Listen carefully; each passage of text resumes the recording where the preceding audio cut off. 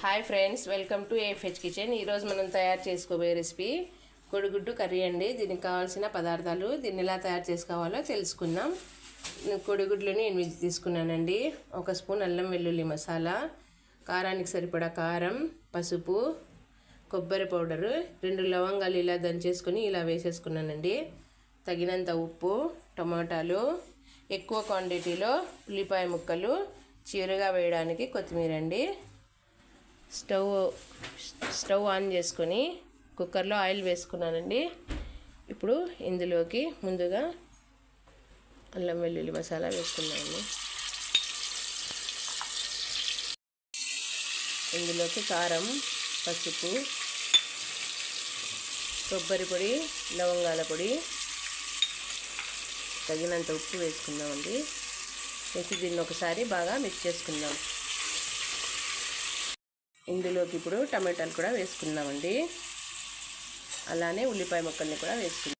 ఉల్లిపాయ ముక్కల్ని కూడా వేసి ఒకసారి బాగా మిక్స్ చేసుకుందామండి. 10 నుంచి 15 నిమిషాల వరకు దీన్ని బాగా కుక్ చేసుకుందామండి. వేగిన తర్వాత కొద్దిగా వాటర్ వేసుకుందామండి.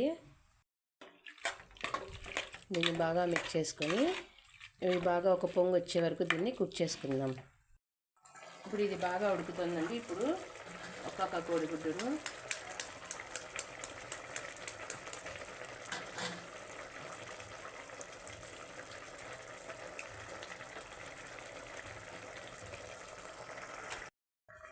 ఇప్పుడు చివరిగా కొత్తిమీర వేసేసుకొని ఒక 3 స్టీమ్స్ వచ్చే వరకు దీన్ని కుక్ చేసుకుందామండి.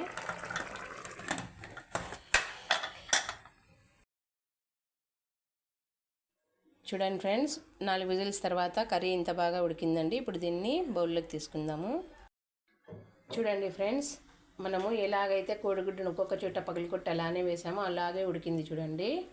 అంతే అండి, ఎంతో టేస్ట్ అయినటువంటి ఎగ్ కర్రీ రెడీ అండి. తినండి, ఆరోగ్యంగా ఉండండి. నా ఛానల్ని లైక్ చేయండి, సబ్స్క్రైబ్ చేయండి, కుదిరితే కామెంట్ కూడా పెట్టండి.